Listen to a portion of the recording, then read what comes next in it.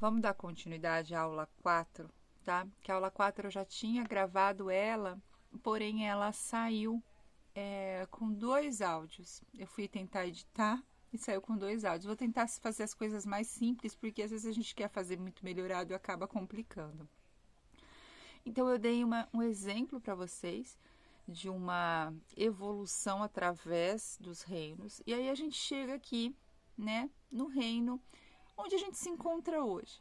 Inicialmente, quando a gente começou a nossa história no reino nominal, a gente começou a nossa história de forma primitiva, tá? A gente vai passando por umas dificuldades conforme a gente vai entrando nesse reino para ter uma adaptação, tá? Então a gente sai do reino animal e a gente entra ainda vivendo de uma forma muito dentro da nossa intuição, dos nossos instintos. Nossa primeira mediunidade aflorada é a intuição, e todos nós temos, inclusive no reino animal, existe a intuição, existe essa conexão que ao longo do tempo que nós vamos vivenciando, vai se perdendo um pouco esse contato com os elementais e com a natureza. Vocês podem perceber isso, que tem pessoas que hoje estão tão desfocadas deste sentido, tá? Então a gente tem os sentidos aflorados, o sentir, o tato, o paladar, o olfato, né? A audição, a visão e a intuição. A intuição é um tipo de mediunidade, então todos nós temos mediunidades, todos nós somos médiums, e ela começa com a intuição. E aí, em algumas pessoas que eu falo que existem pessoas que elas têm esse sexto sentido aflorado em outros sentidos, da visão, da audição, até sentir o cheiro dos espíritos quando o espírito se aproxima, e a gente pode manifestar também através do nosso sentido, psicografia, você tem que usar as mãos, né? Quando a gente vai transmitir a mensagem do espírito usando aqui o chakra laríngeo, né? Que a gente chama de psicofonia, a gente vai falar. Quando a gente doa a nossa ectoplasma, que é uma energia importante para aquele espírito se materializar. Então vocês podem ver que está tudo muito conectado. Os nossos sentidos com a tal da mediunidade. E a gente fala de mediunidade como se fosse uma coisa à parte da maioria das pessoas. E não, é um dom natural. E muitos anos atrás, isso era reconhecido por nós. A chegada dos novos milênios, né?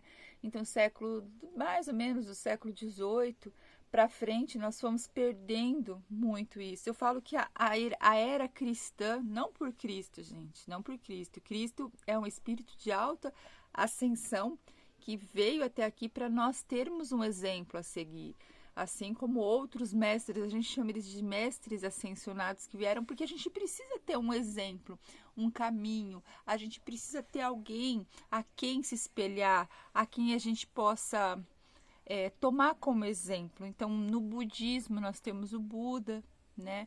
Na parte da Índia, a gente temos Ganesha, que a gente fala assim, a Ganesha ela é um símbolo da prosperidade, da abundância. Não, é provavelmente em algum momento é algum espírito ali que reencarnou e trouxe toda essa simbologia.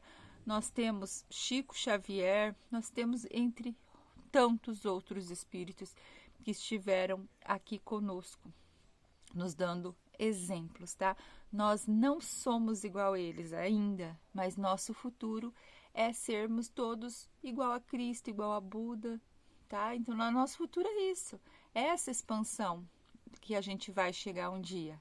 Nós não estamos lá ainda, então a gente não precisa se cobrar tanto, tá? Vamos colocar mais leveza no nosso caminhar. O que a gente precisa aqui é entender que a gente está estudando, que a gente está trocando, que a gente está aprendendo, e a gente saber desses básicos, assim. Então, médium, você é médium de sentir, você é médium de transmitir. O que é isso? É isso que a gente está fazendo aqui, tá? A gente está, de certa forma, trocando experiência. Então, agora vocês entenderam que passaram por todos os reinos, que toda a mediunidade está ligada aos nossos sentidos esses que a gente usa diariamente ou não. Algumas expiações tem os sentidos limitados. Então, algumas pessoas vão espiar as dívidas dela não tendo alguns dos sentidos. Audição, visão, né? Ao mesmo. Tem gente que é mudo, né? Não fala, tem esse sentido aqui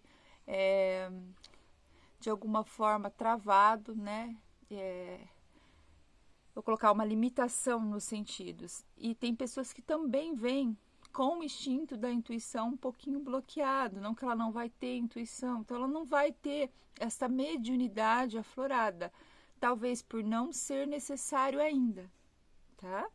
Não ser necessário ainda. Quando chegar o momento certo, ou nessa vida, ou em outras existências, esse sentido é desbloqueado, tá? Eu, por exemplo, eu nasci médium ostensiva, tá? Só que eu fui me descobrindo aos poucos. Na minha infância eu tive vários acontecimentos e depois da minha infância, na minha adolescência. E o que é alguns sintomas do médium ostensivo que a gente precisa muito conversar? Se eu não conseguir gravar, gente, é que chegou visita aqui onde eu gravo. Chegou uma minha companheirinha, só que ela é arteira, pra gente descontrair um pouco. Então, assim, vamos falar dos nossos como que é o médium. O médium, ele é sempre aquela pessoa que não se encaixa, tá? O médium, ele não se encaixa, ele nunca consegue se ver com o resto da manada, com o resto das pessoas. O médium, ele tem dificuldade de localização emocional. O que é isso? Às vezes você está muito bem, às vezes você está muito mal. É difícil o médium ter um meio termo. Médium sente muito as energias dos lugares, dos objetos, das pessoas. Então, automaticamente, por ele sentir mais, ele se cansa mais. Então, o médium costuma ter noites mais agitadas, ter dias mais agitados. Então, a vida do médium, pode ver, ó, ela é toda envolvida, ela é toda envolta em sentir. Hoje eu não tô me sentindo bem, eu não gosto daquela pessoa, eu não durmo bem, eu acordo me sentindo mal. E tudo isso é a mediunidade, é o sentir, tá? É a sensibilidade da mediunidade. A gente também, acontece fenômenos com os médiuns. Então, assim, resumindo, ser médium ostensivo não é só aquele que tá lá no centro espírita, tá lá falando. É todas as pessoas, em todos os lugares, em todas as religiões, em todos os países. Vou ter que brigar com a Sofia? Eu vou ter que ter paciência com a Sofia. Hein, Sofia? Brinca aí. Então, em todos os lugares, a mediunidade não é exclusividade da doutrina espírita. Ela está em todas as pessoas, porém em algumas mais ostensivamente, em outras menos. Como eu disse, algumas pessoas são bloqueadas. Aí, conforme a gente vai adentrando neste mundo e a gente vai se equilibrando, então a gente vai conectando os nossos sentidos com a nossa missão de vida, a gente vai se encontrando, a gente vai se descobrindo. Então, assim, eu sabia que eu era uma médium intuitiva, muito boa, daquelas que previa coisa. Isso eu já sabia com os meus 20 e poucos anos. Mas depois, mais para frente, estudando, quando eu sentei na mesa e me coloquei à disposição para trabalhar, eu descobri que eu era uma médium que psicografava também. E depois de mais uns 6 meses, aí já psicografando, trabalhando na minha intuição, eu descobri que era uma médium que psicofonava. Eu falava também através os espíritos podiam falar através de mim. E passando mais tempo, e esse aí eu vou falar para vocês que foi mais difícil para mim, eu era uma médium também que doava energia. Hoje eu trabalho com energia. Entendeu? E cada vez eu estou me descobrindo mais.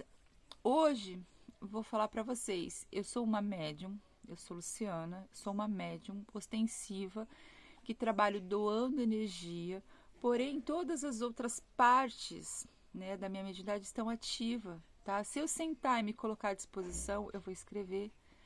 Se eu der passagem para os espíritos, eu vou falar.